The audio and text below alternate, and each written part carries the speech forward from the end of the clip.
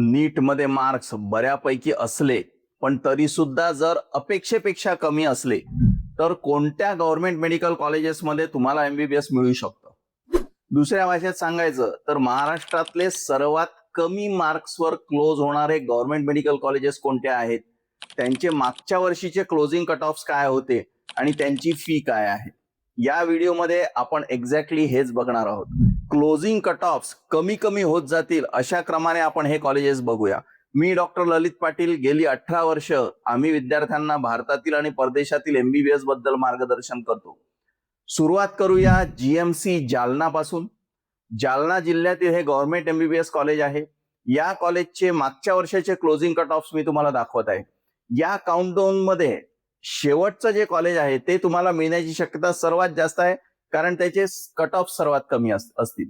हे सर्व colleges government म्हणजेच महाराष्ट्र शासन संचालित असल्यामुळे या सर्व कॉलेजेसची फी समान आहे.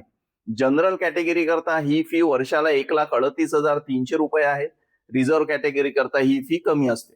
या काउंटडाऊन मध्ये पुढचं कॉलेज आहे जीएमसी वाशिम. वाशिम जिल्ह्यातील हे गव्हर्नमेंट एमबीबीएस कॉलेज आहे. या कॉलेजचे मागच्या वर्षीचे क्लोजिंग कट ऑफ्स तुम्ही बघत आहात. हे एक नवीन कॉलेज आहे, किंबहुना मी जे कॉलेजेस तुम्हाला सांगत आहे ते जवळपास सर्वच नवीन कॉलेजेस आहेत. त्यांची अजूनही एकही बॅच पास आउट झालेली नाही आहे. पुढचं कॉलेज आपण बघूयात जीएमसी हिंगोली. या कॉलेजचे मागच्या वर्षीचे क्लोजिंग कट ऑफ्स मी तुम्हाला दाखवत आहे. या हिंगोली जिल्ह्यातील हे पहिलं गव्हर्नमेंट एमबीबीएस कॉलेज आहे.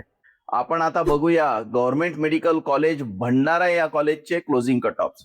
या काउंटडाऊन मधलं शेवटचं सर्वात कमी मार्क्सवर होणारं कॉलेज आता आपण बघणार आहोत.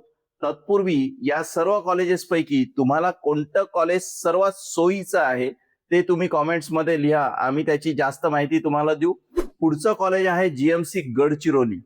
गडचिरोली मधलं गव्हर्नमेंट एमबीबीएस कॉलेज. ज्या विद्यार्थ्यांना मेडिकल काउन्सिलिंगसाठी मदत पाहिजे असेल त्यांनी आम्हाला कॉल किंवा मेसेज करा. 100% मदत करू. All the best.